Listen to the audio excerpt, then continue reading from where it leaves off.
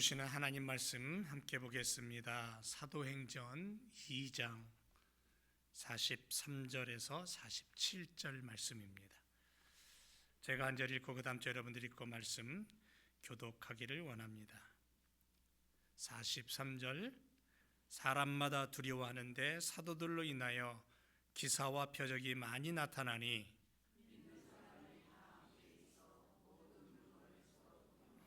또 재산과 소유를 팔아 각 사람의 필요를 따라 나눠주고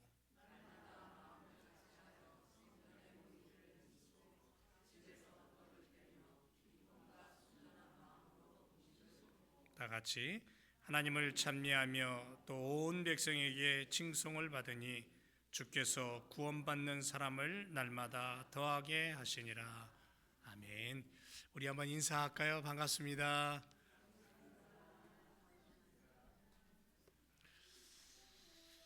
어마어마하게 추운 날씨죠.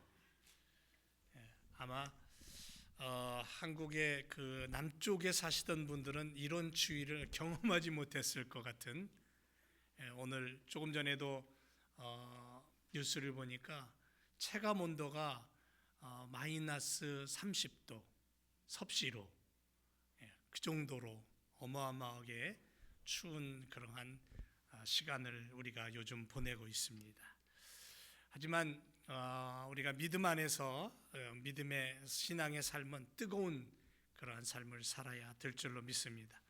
오늘은 성령과 함께하는 교회의 모습에 대해서 함께 은혜를 나누기를 원합니다. 성령이 임할 때에 교회가 시작되었다라는 것을 우리는 알 수 있습니다. 그리고 오늘 저는 이 성령에 대한 이야기를 지난 시간에 이어서 하면서 다시 한번 강조하고 싶은 단어가 있습니다. 다시라는 단어. 다시 강조하고 싶습니다. 회복이라는 단어. 여러 번 듣고 또 들어도 질리지 않을 정도로 붙잡아야 될 바로 그 단어가 다시라는 단어와 회복이라는 단어예요. 여러분, 교회가 언제 시작되었습니까? 건물이 세워지니까 교회가 시작됐나요? 사람들이 모이니까? 조직이 만들어졌으니까? 아니죠. 그러면 교회가 언제 시작됐습니까? 성령이 임하니까 교회가 시작됐어요. 교회의 시작은 성령과 함께 했다라는 것을 우리는 알 수 있습니다. 사도행전 2장에 초대교회의 역사를 얘기합니다. 성령이 마가다락방 임하니까 교회가 시작됐다.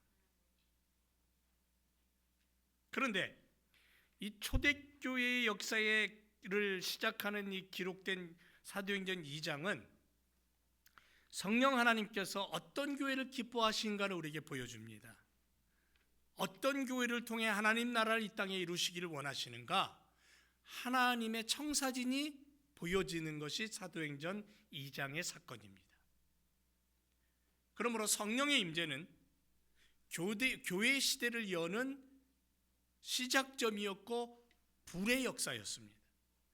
성령 하나님의 임재로 불의 역사가 시작되었고, 마가다락방에 임한 불의 역사는 개인의 체험을, 한 사람 한 사람의 신앙의 체험을 넘어서서 교회의 시대라는 어마어마한 불의 역사, 능력의 역사, 새로운 시대, 새로운 부흥, 새로운 회복, 온 땅을 하나로 묶는 하나님의 역사가 시작된 것이 성령의 불의 역사요 교회의 시작이라는 거죠.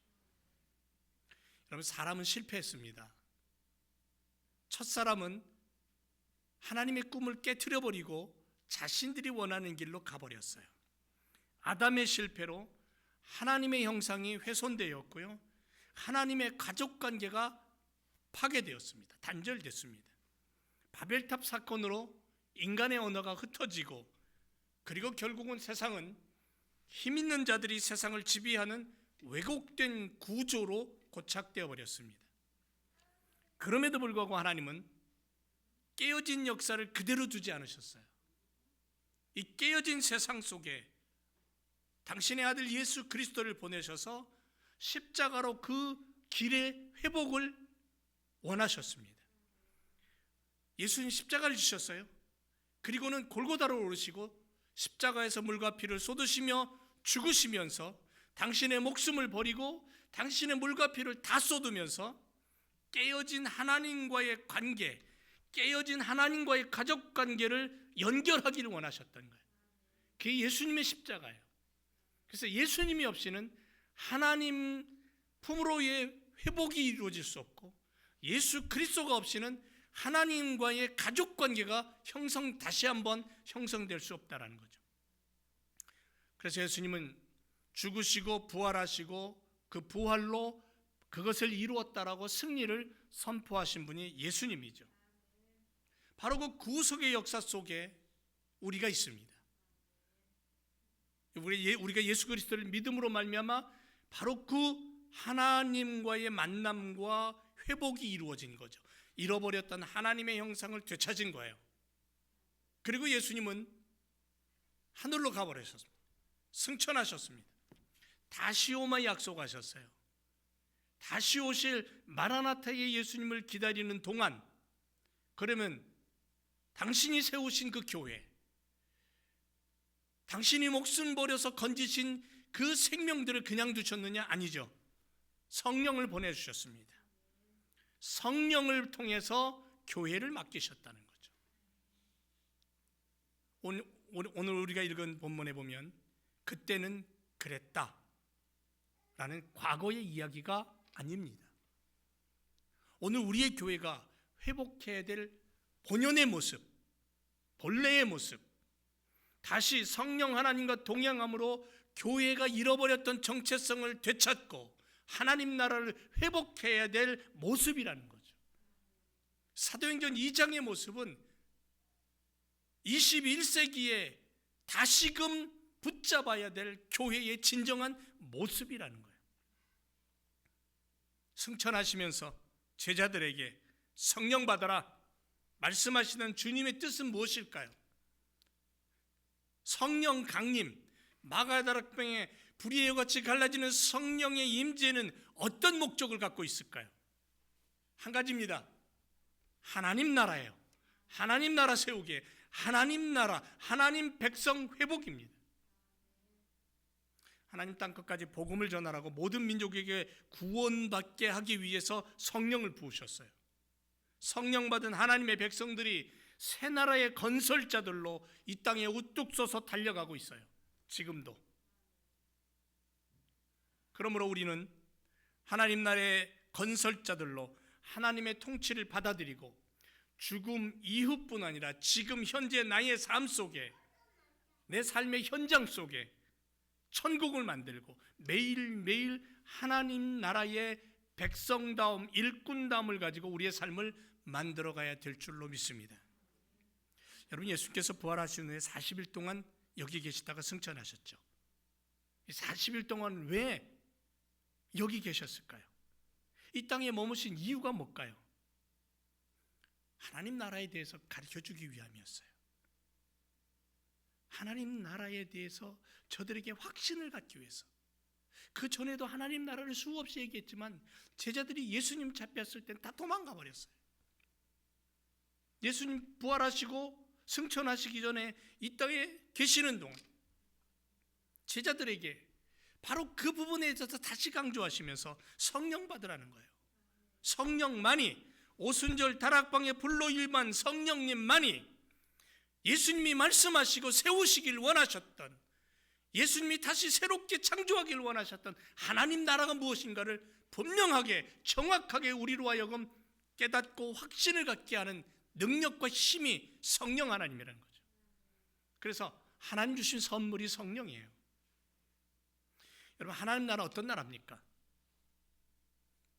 하나님 나라는 내가 내 힘으로 세워지는 나라가 아니라 하나님이 왕이 되시고 하나님이 다스리는 나라가 하나님 나라예요. 하나님의 주권이 선포되는 나라예요. 하나님의 통치를 기쁨으로 순종함으로 받아서 누리는 백성들이 있는 나라예요. 그 나라에 바로 저와 여러분이 그 나라 백성이고 그 나라의 시민으로 살아가는 거죠. 레위기에 보면 하나님은 하나님 나라 백성의 윤리와 도덕을 말씀하십니다.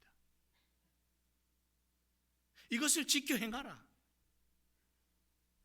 그렇게 명령합니다. 그런데 이 레위기를 가만히 읽어보면요, 계속 반복해서 똑같은 문장이, 짧은 문장이 계속해서 등장을 합니다. 특별히 17장, 18장, 19장, 20장으로 넘어가면서요, 그 짧은 문장이 뭐냐면, 나는 여호와 너희 하나님이다. 나는 여호와 너희 하나님이야. 출애굽받은 사람들, 하나님의 능력과 권능으로 430년 만에 종살이하던 애굽에서 탈출한 그들은 하나님의 능력과 권능을 다 봤어요. 어마어마한 능력과 권능을 봤고요, 홍해바다가 갈라지고 맨 땅을 건넌 그들, 광야에 들어서서 놀라운 일들이 펼쳐지는 것을 매일매일 경험한 그들이에요. 그들이 하나님 몰랐습니까? 하나님을 알았어요. 하늘 백성 다음이 얼마나 중요했으면, 하나님을 알고 있는 그들이지만 그들을 향해 하나님이 친히 뭐라고 말씀하시냐면, 나는 너희 하나님이야, 나는 너의 여호와야, 나는 너희를 창조한 엘로힘이야, 이렇게 말씀하시는 거예요. 하나님 스스로가 스스로를 강조하고 또 강조합니다. 하나님이 주인 되는 나라, 하나님의 법이 백성들의 삶 속에 실현되는 나라를 꿈꾸는 하나님의 비전을 얘기하고 있는 거예요.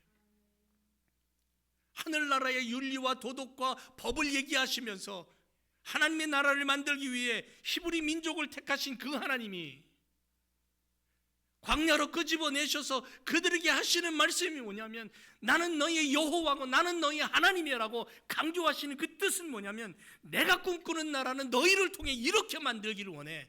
그게 하나님의 마음이에요. 하나님이 하나님 스스로를 강조하고 나는 하나님이라고 힘을 주고, 어깨에 힘을 주고 하나님의 권능과 능력으로 그들을 다스리기 위해서 그런 말씀을 하시는 게 아니에요. 하나님의 나라가 무엇인가, 하나님 나라의 백성이 어떤 삶을 살아야 될 것인가를 말씀하시는 하나님의 꿈이 그 안에 담겨 있는 거예요. 사랑하는 교회 성도 여러분, 누가가 전해주는 그 옛날 초대교회의 모습은 바로 하나님 나라의 모형이라는 거예요. 하나님이 설계하시고 하나님이 세우신 나라, 그것이 이 땅에 작게 교회라는 그러한 이름으로, 교회라는 모습으로 세워진 거예요. 당시 사람들은 초대교회 성도들을 얕잡아 보거나 함부로 대하지 못했습니다. 여전히 두려움과 핍박이 남아 있었어요. 여전히 예수 그리스도를 맘 놓고 부르지 못하고 잡히면 고난을 당하고 감옥에 갇히고 죽을 수도 있었어요. 그럼에도 불구하고 이제까지 그동안 비방하고 조롱하며 그렇게 살았던 그 사람들이 이 그리스도인들을, 이 성도들을 두려워하기 시작했어요. 함부로 대할 수가 없었어요. 왜입니까? 성령 강림 후에 나타나는 성령 하나님의 능력과 권능, 표적과 기사, 그걸 보았기 때문에 그래요. 그러한 것들이 보이기 때문에 감히 여전히 핍박이 있고 여전히 두려운 그러한 시대 속에 살아가지만 감히 교회를 맘 놓고 비판하지 못했고, 성도들을 향하여서 마음 놓고 욕을 하거나 손가락질하거나 잡아가지 못했다는 거예요. 이 이야기는 뭐냐면 지금 이 시대에 필요한 모습이라는 거예요. 나는 여호와 너희 하나님이다. 하나님의 꿈과 하나님의 비전이 우리 교회 안에 성도들의 심령 속에 살아서 그것이 삶으로 나타날 때에 감히 누가 하나님의 능력과 권능 앞에 도전하겠어요? 우리의 신앙의 길은 나는 여호와 너희 하나님이다라는 이 한 문장 안에 하나님의 꿈과 비전이 들어있고 하나님이 원하는 나라가 들어있고 하나님의 소망이 들어있는 것을 깨닫고 그 음성 앞에 나 자신을 비추고 그 하나님의 외침 앞에 나를 온전히 세우고 믿음으로 살아가는 그리스도인의 삶이 되어야 된다는 거죠. 여러분, 그래서 사도행전의 결론은 뭔지 아세요? 사도행전 교회의 결론은 부흥이었어요. 수많은 사람들이 몰려들었어요. 수적인 부흥을 말하는 거예요. 수많은 사람들이 몰려들었어요. 회개했어요.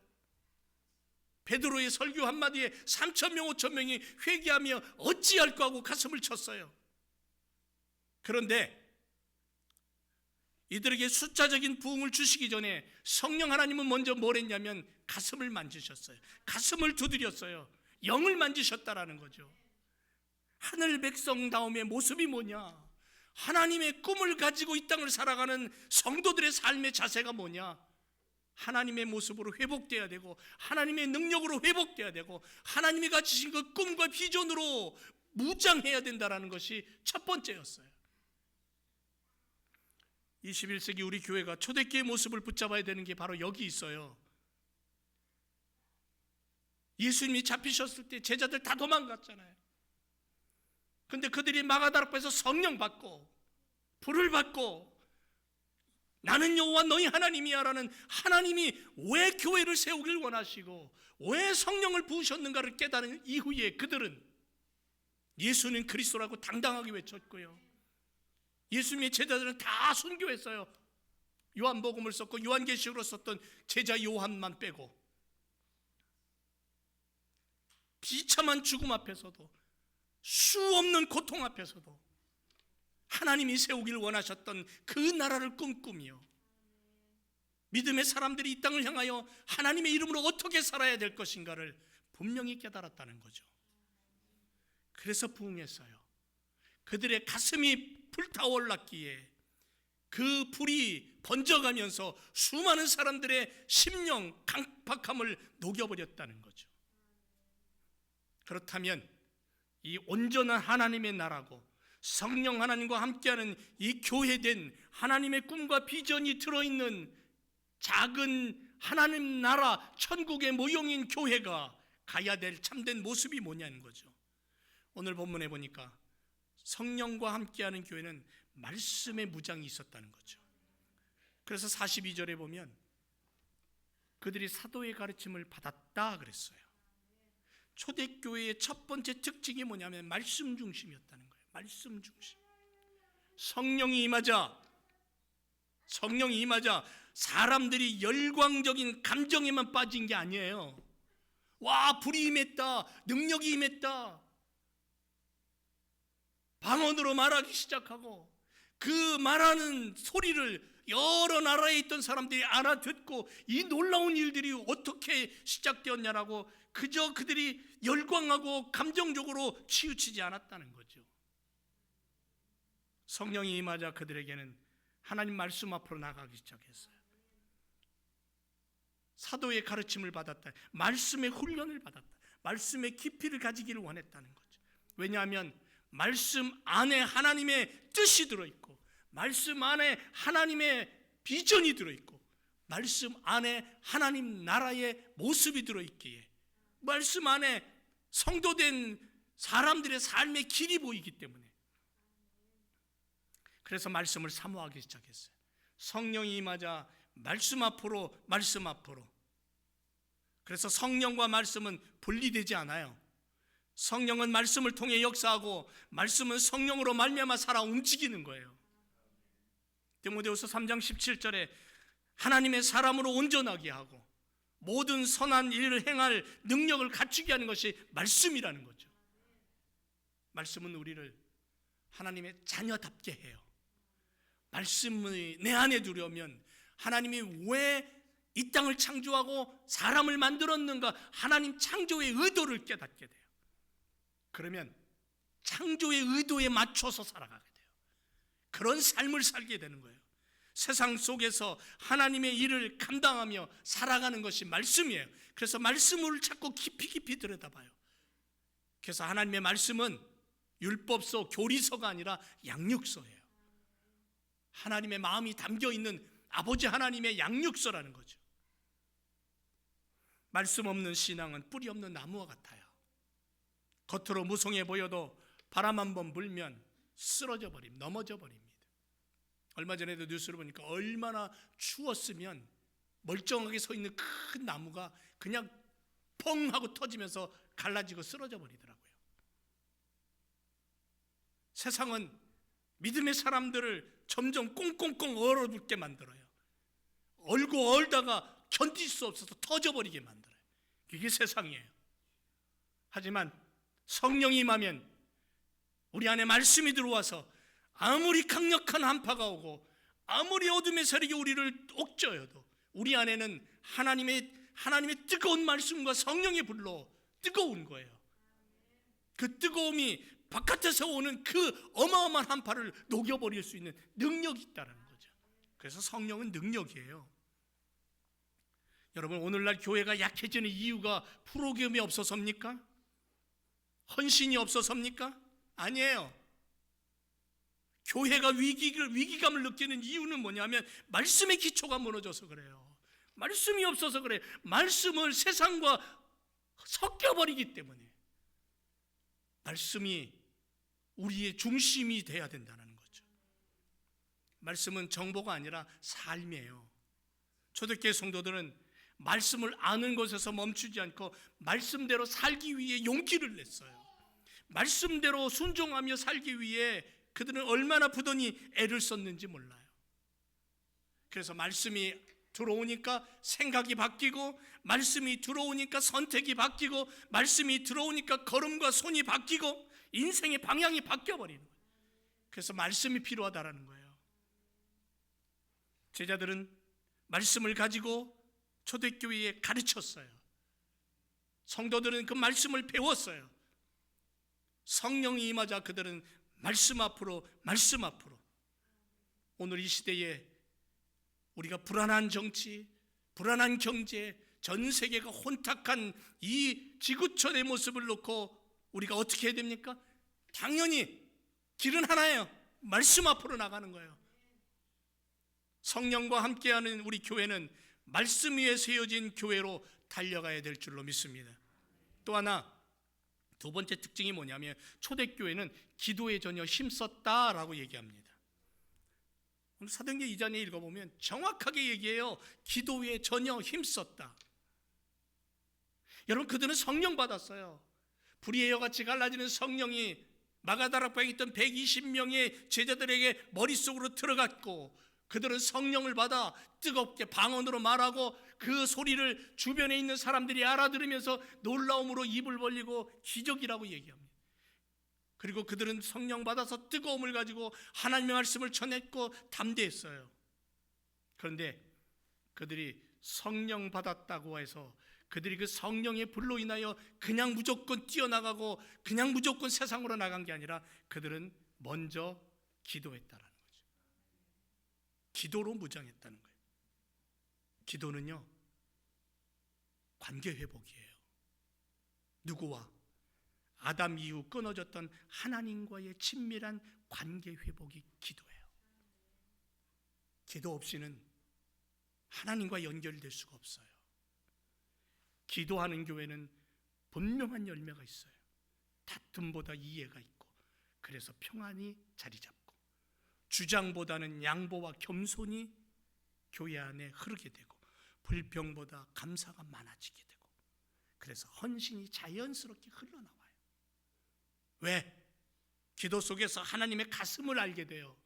기도하면 하나님의 마음이 느껴져요. 예배도 마찬가지입니다.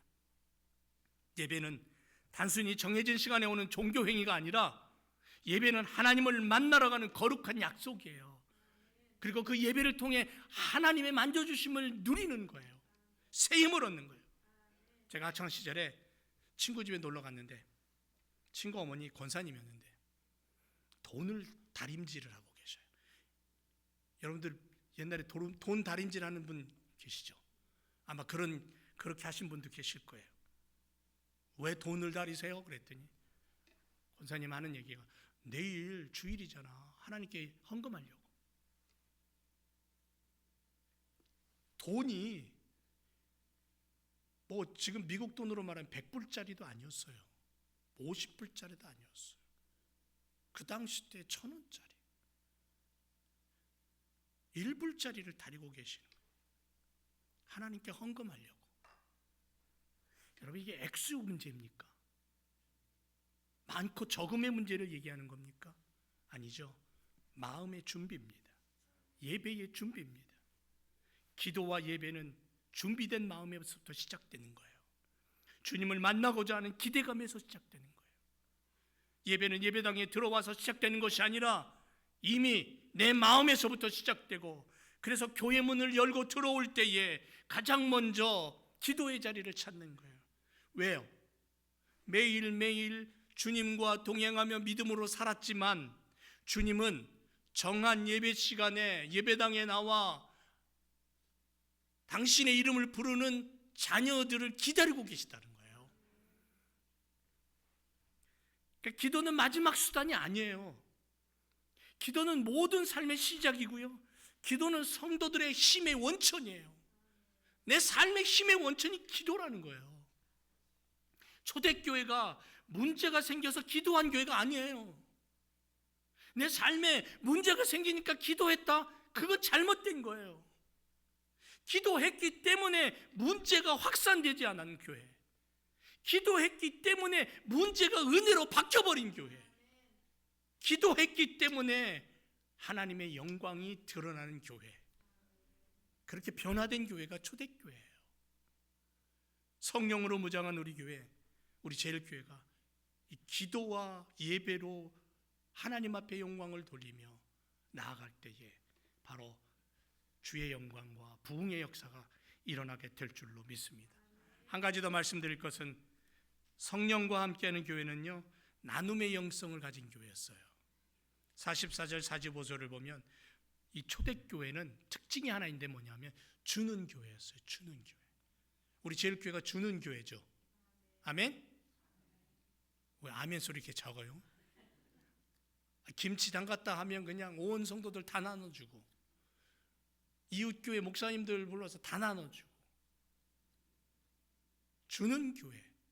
초대교회가 특징이 뭐냐면요, 주는 교회예요. 서로 떡을 나누었어요.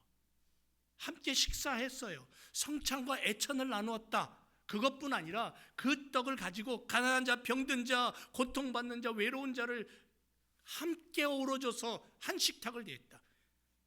무슨 얘기냐면 자기 희생적 나눔이 있었던 교회. 그러나 그 나눔은 강요가 아니었다. 성령께서 마음을 만지셨기에 기쁨으로 자연스럽게 흘러나오는 열매였다. 그래서 성령 충만하면, 은혜 충만하고 예수 그리스도로 무장하면요, 어떻게 하든지 나누려고 해요. 어떻게 하든지 주고 싶은 거예요. 모든 것을 통용했고 필요를 따라 나눠주었던 초대교회, 강요된 공동체가 아니라 성령 하나님으로부터 시작된 사랑의 자발적인 열매. 그래서 불신자들이요, 더 이상 비난할 수가 없었어요. 오히려 칭송했다 그랬어요. 오히려 교회로 들어왔다 그랬어요. 나눔의 교회의 전략이 아니라 나눔의 교회는 하나님 나라의 본성이에요. 이건 전략적이다, 무슨 어떠한 계획적이다, 이런 게 아니라 나눔이라는 것은 하나님 나라의 본성이에요. 교회는 세상과 경쟁하는 곳이 아니고, 교회는 세상을 품는 곳이고, 나눔은 손해가 아니라 하나님 나라를 드러내는 통로임을 믿습니다. 그래서 성숙한 성도는 거룩함을 삶에 짊어지고 하나님의 얼굴이 되고 하나님의 언어가 되어 세상을 비추는 거울로서의 삶을 사는 거고요, 성숙한 성도는 자기 만족으로 인생을 마치는 사람이 아니라 하나님 나라를 세우며 살아가는 하나님의 일꾼으로 사는 거예요. 말씀을 결론 맺습니다. 성령과 함께하는 교회로 우리 제일교회를 더 단단히 세우기를 주님의 이름으로 축원을 드립니다. 말씀으로 훈련된 교회, 기도로 무장하여서 전신갑주가 갖추어진 교회, 나눔으로 세상을 감동시키는 교회, 그리할 때에 나는 여호와 너희 하나님이라는 이 하나님의 꿈과 비전이 보여지고 실현되는 그러한 위대한 하나님의 뜻이 드러나는 교회로 달려가게 될 줄로 믿습니다. 기도하겠습니다.